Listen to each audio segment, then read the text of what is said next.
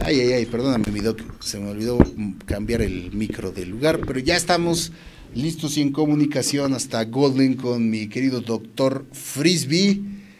Para el tema que quedó pendiente, ya sabes, le decía al principio que como siempre las pláticas son tan interesantes con las preguntas y la participación de ustedes, pues luego nos alargamos y se quedan cosas, siempre se van a quedar cosas en el tintero, ¿no? Pero en esta ocasión, pues se quedó una buena parte de el tema de los padecimientos pulmonares y retomamos el tema antes de pasar a otros que ya tiene ahí el doctor varios temas ahí de ustedes en fila y eso nos da mucho gusto. Ya saben que el doctor siempre tiene la mejor disposición de atender y pues darnos esta cátedra de cada jueves. ¿Cómo estás, mi querido doc? Bienvenido. ¿Cómo están ustedes? Buenos días a todos. ¿Le corto acá? Sí, ¿verdad? Hoy acerca de las neumonías. No escucho. Pulmonares. Ahí está. Y estas las había puesto junto con el tema anterior de EPOC, de enfermedad pulmonar obstructiva crónica, porque las enfermedades pulmonares virales y bacterianas, su frecuencia se incrementa de manera muy importante en pacientes que tienen enfermedad pulmonar obstructiva crónica, justamente porque no movilizan las secreciones. Eso es uno de los puntos más importantes para favorecer y para tratar incluso las infecciones pulmonares, que los pacientes de manera eficiente muevan las secreciones, es decir, que puedan sacar las secreciones. Y hay algo que los pacientes tienen que hacer, y esto es muy importante que lo entiendan todas las personas, incluso quienes no tengan enfermedad pulmonar obstructiva crónica. Así como hacemos ejercicio para los músculos de todo el organismo, en los campos pulmonares, los pulmones están controlados por los movimientos respiratorios y es muy importante que la gente aprenda a respirar. La mayoría de nosotros no sabemos respirar, no sabemos cómo respirar, respiramos de manera automática, literalmente, porque el cerebro manda el impulso y vamos respirando, y con el paso del tiempo nos vamos acostumbrando a respirar de manera superficial, no hacemos respiraciones profundas como hábito, y esto es tan sencillo como concentrarnos en nuestra respiración y empezarla a manejar y educar a nuestro cerebro que nosotros tenemos que respirar profundo. La educación respiratoria es muy importante. Incluso es el eje en el que se sustenta la meditación. La meditación, en principio, es un control de la respiración para manejar concentraciones altas o elevadas de oxígeno, apropiadas, desde luego, en nuestro cerebro. Y cuando nuestro cerebro tiene concentraciones apropiadas de oxígeno, esto nos da serenidad, nos da tranquilidad, disminuye la posibilidad de tener ansiedad. Por eso la voz popular, cuando una persona se pone muy inquieta, muy acelerada, muy preocupada, le dicen respira. Y esto no es casualidad. Lo que sucede es que cuando nosotros manejamos nuestra respiración y la controlamos, de esa manera nosotros tenemos tranquilidad. El otro beneficio que tenemos, hablando de la movilización de las secreciones, es que nosotros estamos fortaleciendo los músculos más lejanos o más distales, como nosotros le decimos en términos médicos, los músculos más lejanos en los pulmones.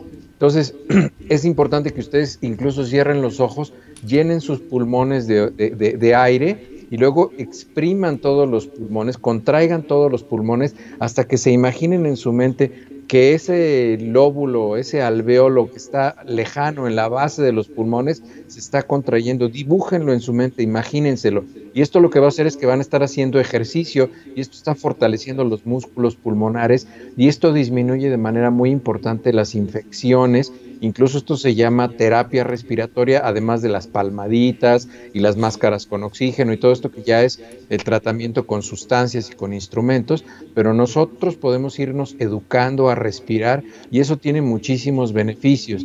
Eso es una parte muy importante del tratamiento de los pacientes con enfermedad pulmonar obstructiva crónica, pero también es muy recomendable como disciplina de vida para la mayoría de las personas, si no es que para todas las personas. Cuando los pacientes, vamos a hablar ya propiamente de la neumonía. La neumonía es una infección de los pulmones. La neumonía también hay neumonías químicas que pueden ser por irritación, exposición a sustancias tóxicas.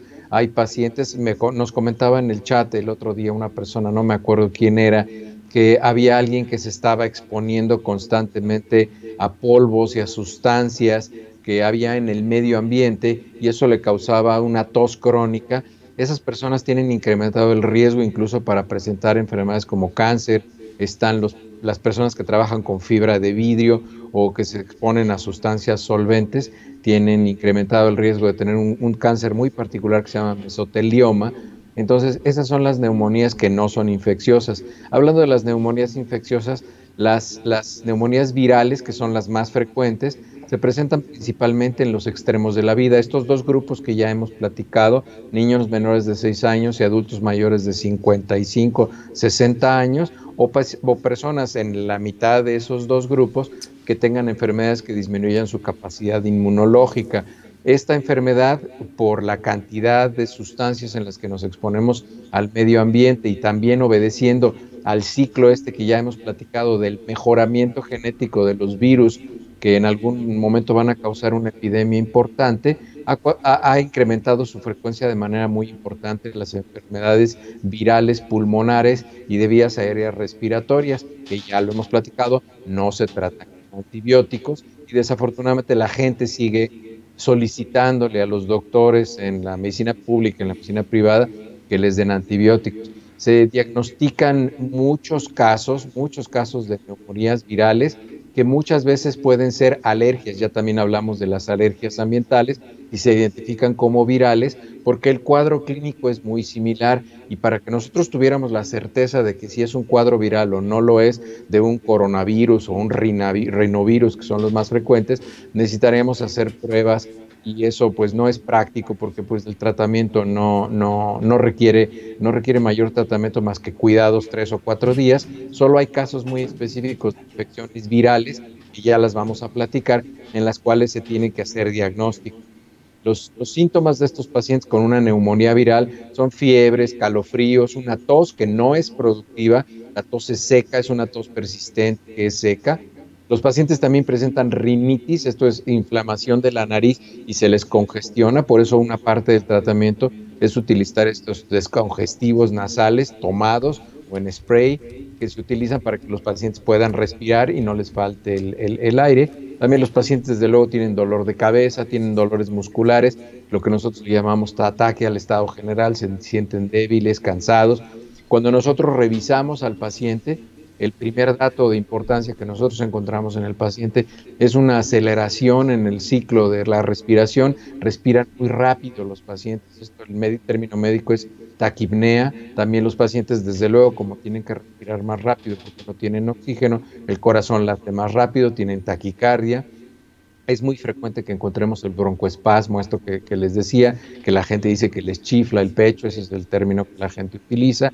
Se pueden escuchar estertores, que esto es como si ustedes pusieran el estetoscopio en los pulmones de los pacientes y escucharan una bolsa de papel o un pedazo de papel como que se arruga y se expande. Así es como se oyen los movimientos de los pulmones, por la rigidez que tienen las estructuras pulmonares en ese momento. Se pueden escuchar otras cosas como un frote pleural, en fin.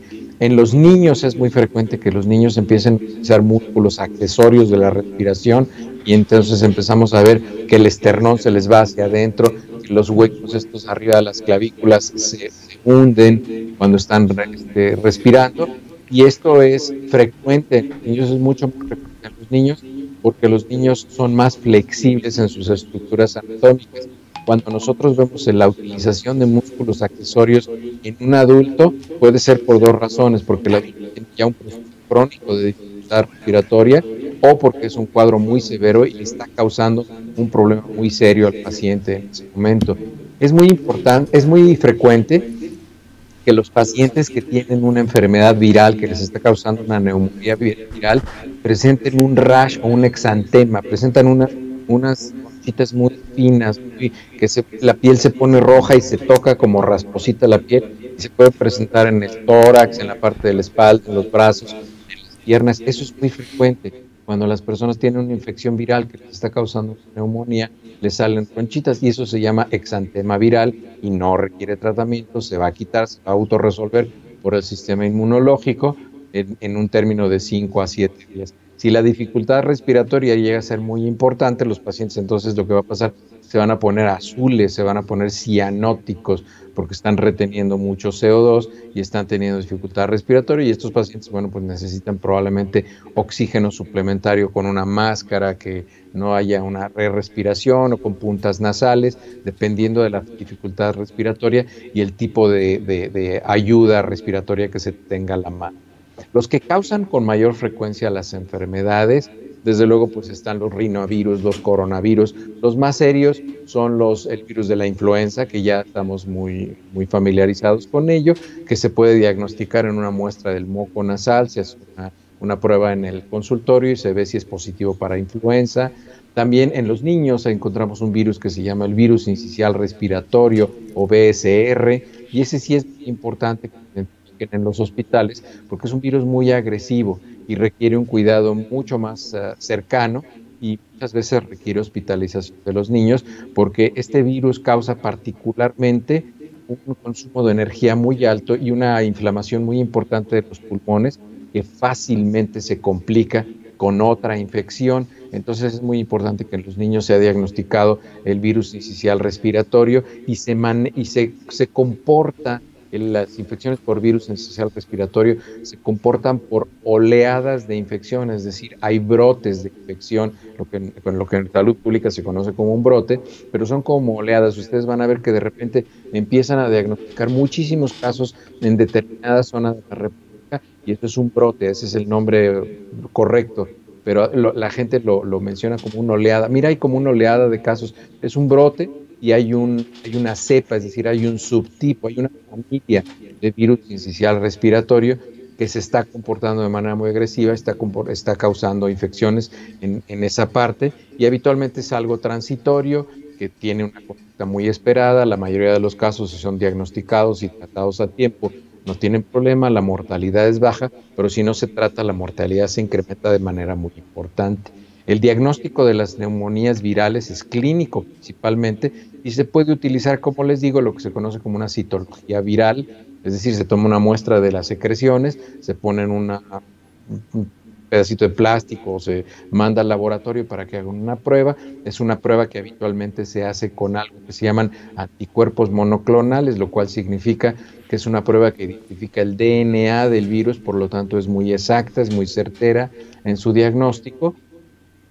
A veces se hace una radiografía, y las radiografías de los pacientes que tienen neumonías virales es porque están afectados todos los pulmones, a diferencia de las neumonías bacterianas, que habitualmente son localizadas en un solo lóbulo o en un solo pedacito de los pulmones. El tratamiento de las infecciones virales, de las neumonías virales, es nada más, como les decía, darle tratamiento de soporte al paciente, antiinflamatorios, líquidos, reposo, mucha higiene, por favor. Una recomendación, se las subrayo y se las pongo en mayúsculas y con letra negrita: báñense. Bañarse cuando tienen una neumonía no es saludable. Eso de que si me baño me va a dar una pulmonía coata, eso no tiene ninguna justificación. Es más, los pacientes que tienen neumonías virales están produciendo virus todo el tiempo y están llenos de secreciones. Cuando se bañan se limpian de todas esas secreciones, si no tienen el riesgo de estarse reinfectando, y además van a infectar a la gente con la que están conviviendo. Báñense, por favor, con agua calientita, no se expongan a corrientes de aire y se vuelven a recostar.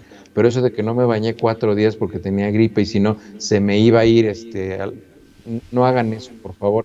Eso no es recomendable. No bañarse no se recomienda bajo ningún concepto, bajo ninguna enfermedad. Todos los enfermos se tienen que bañar. La higiene personal es muy importante.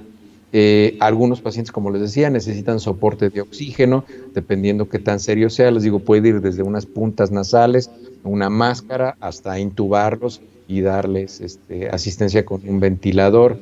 Los medicamentos, como les repito, no se necesitan más que analgésicos, medicamentos para la fiebre, muchos líquidos. Los pacientes que están respirando muy rápido, lo que nosotros le llamamos las pérdidas insensibles, que no las podemos medir objetivamente, sino estimamos en cuánto son las pérdidas insensibles, que son el sudor y el agua que se pierde con la respiración, se incrementa de manera muy importante. y entonces hay que reponer todos esos líquidos tomando agua, mucha agua cuando se tienen infecciones respiratorias, porque al acelerarse el ciclo respiratorio se pierde muchísima agua y hay que recuperar esos líquidos. En algunos casos muy contados, como por ejemplo el caso de la influenza, que se pueden utilizar medicamentos antivirales para tratar la enfermedad, pero desafortunadamente, si nosotros no iniciamos el tratamiento antiviral en los primeros 2 o 3 días de la enfermedad, la eficacia del medicamento es bastante restringida. Podemos utilizar, dependiendo del virus, se utiliza la mantadina, la ribavirina o el oseltamivir, que es el medicamento que se utiliza para la influenza. Entonces, se pueden utilizar medicamentos, pero esto solamente si la enfermedad fue diagnosticada temprano. Si nosotros vamos al médico y ya estamos el cuarto día de un cuadro de influenza y ya se nos complicó con el asma y ya nos sentimos muy mal, no tiene ningún sentido que tomemos un medicamento antiviral porque ya no le va a hacer nada, prácticamente la enfermedad está siguiendo su curso normal, solamente hay que dar medidas de soporte, no hay tratamiento efectivo después de ese lapso de tiempo. Después están las neumonías bacterianas. Las neumonías bacterianas pueden ser una infección primaria, o sea, que a un paciente le dé una neumonía de principio, lo que nosotros llamamos una neumonía adquirida en la comunidad o una neumonía que se adquirió en un lugar, en el trabajo, en la familia, o puede ser que el paciente tenga una enfermedad pulmonar obstructiva crónica, que pueda tener una enfermedad viral, una neumonía viral y que se complique, es decir, que es una enfermedad secundaria, puede ser una complicación agregada a otro problema de salud, a una enfermedad debilitante, a otra neumonía de otro origen, a una neumonía química, a una neumonía viral, y es una enfermedad secundaria. El síntoma persistente es la tos, y las neumonías bacterianas, habitualmente la tos es productiva. Las bacterias más frecuentes, pues es el streptococo, hay una que se llama pseudomonas, está el hemophilus, está la klebsiella. Esas 4 en realidad son las más frecuentes, son diferentes bacterias. Y aquí sí es muy importante identificar qué es lo que está causando, qué bacteria es la que está causando la neumonía, porque con base en la bacteria que sea, se puede dirigir el tratamiento antibiótico para estos pacientes.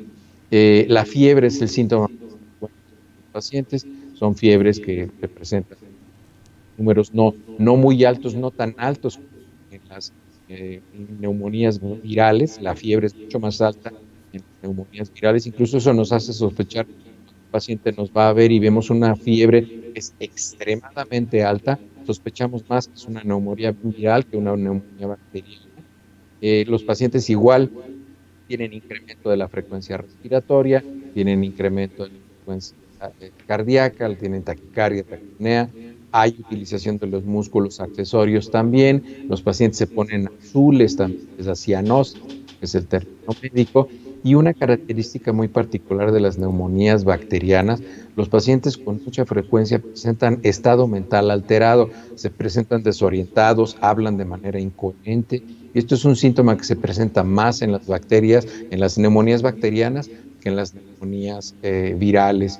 La ocultación, a menos que el cuadro sea muy aparatoso, puede ser normal en los pacientes inicialmente. Podemos encontrar datos muy ocultos, pero también podemos encontrar ya cuando avanza, igual escuchamos estertores, sibilancias, escuchamos una serie de fenómenos. Encontramos también el fenómeno que les decía que escuchamos como si estuviéramos arrugando una bolsa de papel, un pedazo de papel, así es como lo escuchamos cuando ponemos el estetoscopio.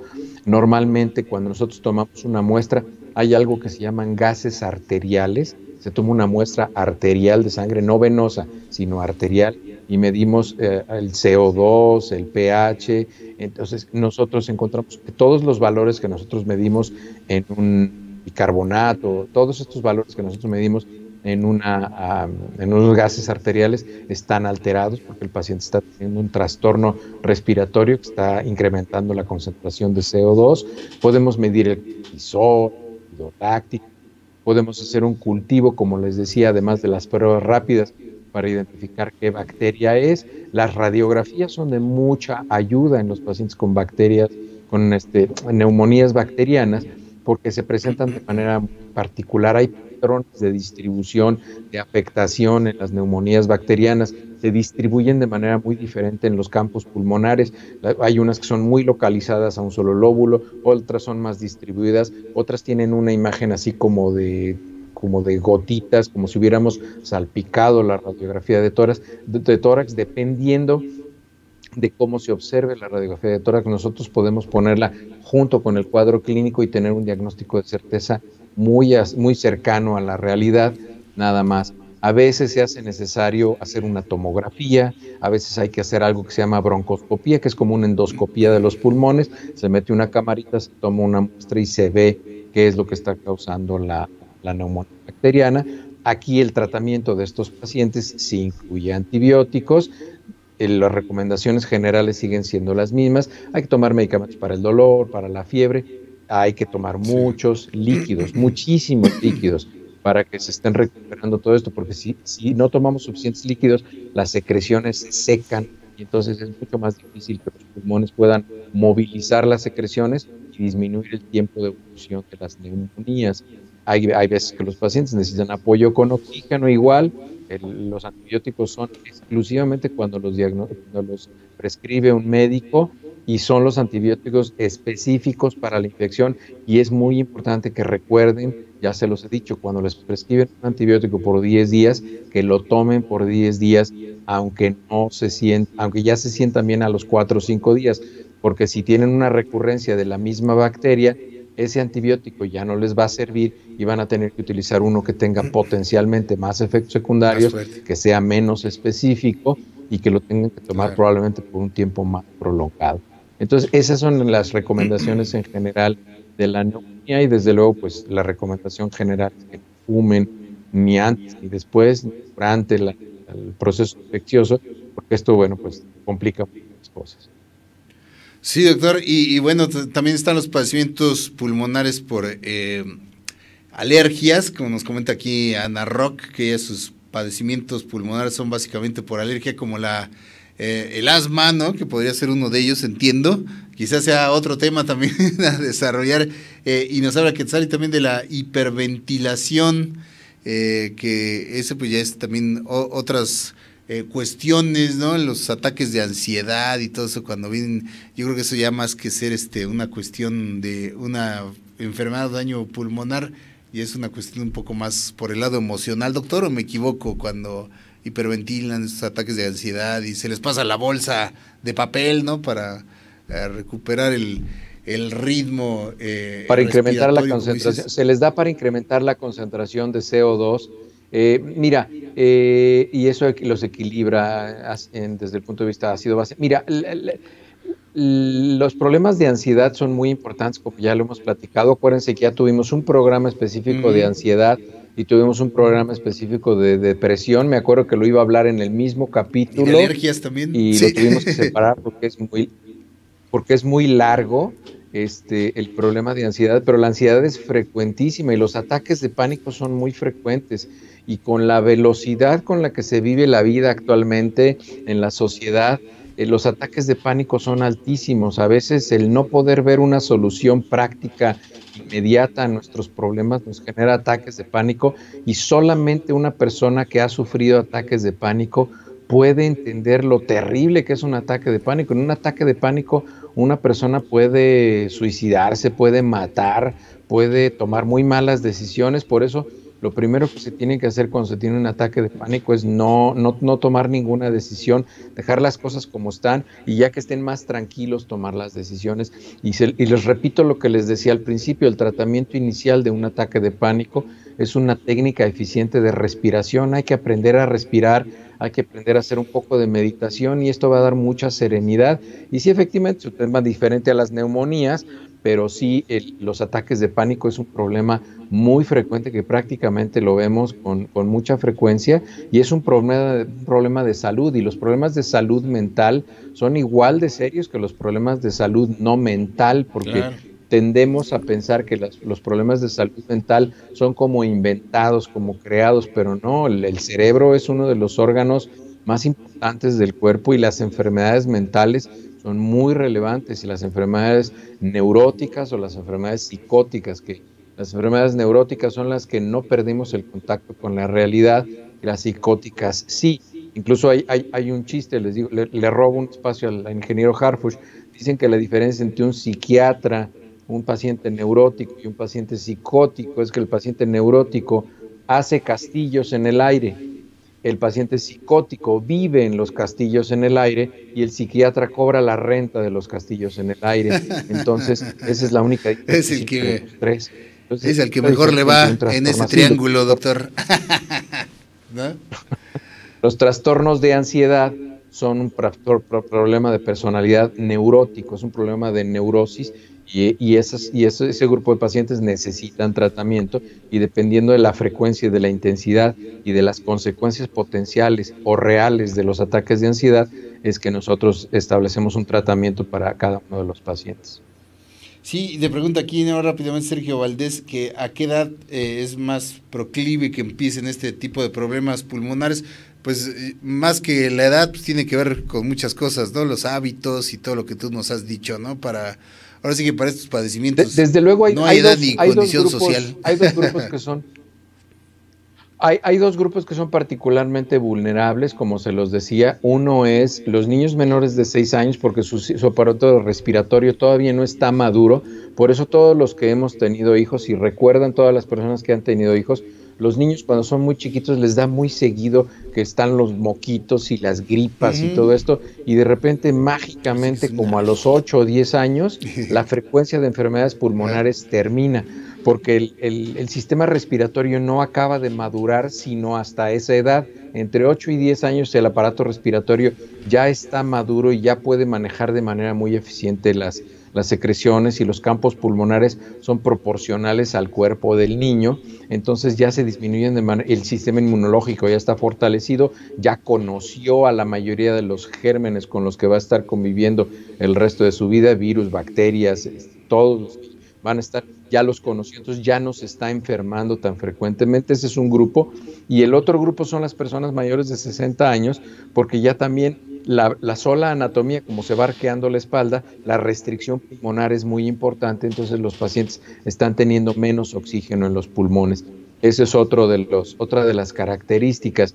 Y el otro grupo de vulnerable son pacientes que tienen enfermedades crónicas que debilitan el sistema inmunológico, y un grupo vulnerable por convicción, por decisión propia, son los fumadores. Las personas que fuman tienen un riesgo incrementado de manera muy importante, exponencial, a enfermedades pulmonares solamente por estar fumando, porque están causándose una neumonía química cada vez que están fumando.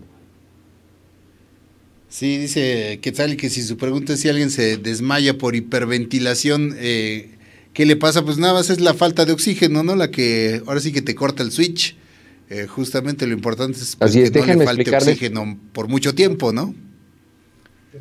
Quien haya diseñado el cuerpo, crean en quien quieran creer ustedes, quien haya diseñado el cuerpo era muy inteligente, porque cuando una persona empieza a tener concentraciones de CO2 muy elevadas, eso manda una señal al cerebro que esa persona está dejando de ser eficiente, y las funciones básicas o elementales de un organismo se pueden perder si no se alcanzan concentraciones de oxígeno importante. Entonces, por eso la persona, para evitar una caída y para evitar un accidente, pierde el conocimiento, le baja el switch, entonces lo pone en posición horizontal.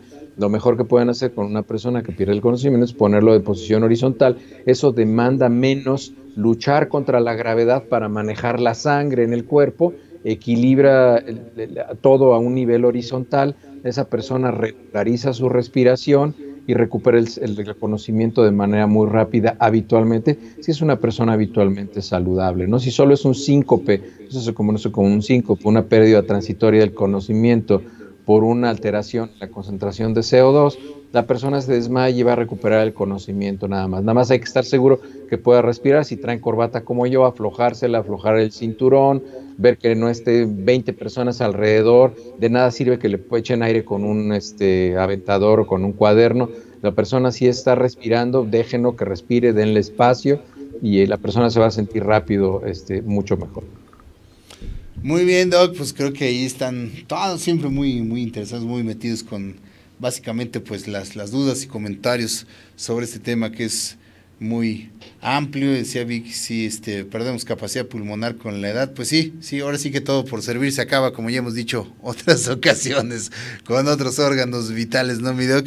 Ese es pues es la ley de la vida. La anatomía de manera muy Ajá. Se modifica la anatomía de manera muy importante, por eso también es muy importante rectificar nuestra posición, estar echando los hombros hacia atrás constantemente, hacer ejercicio y hagan ejercicios respiratorios. En internet lo pueden encontrar, hay que hacer ejercicios respiratorios. Lo ideal es que pudieran bajar el número de respiraciones por minuto a unas 4 o 6, no más que eso, respirando profundo, manteniendo el aire un momento y luego sacándolo, respirar no más de 4 o 6. Es más, ustedes que manejan mucho tiempo o que están arriba de un transporte durante mucho tiempo, háganlo mientras van manejando, mientras van sentados en el transporte público, hagan sus ejercicios de respiración y van a ver que mágicamente eso los va a relajar y los va a tranquilizar.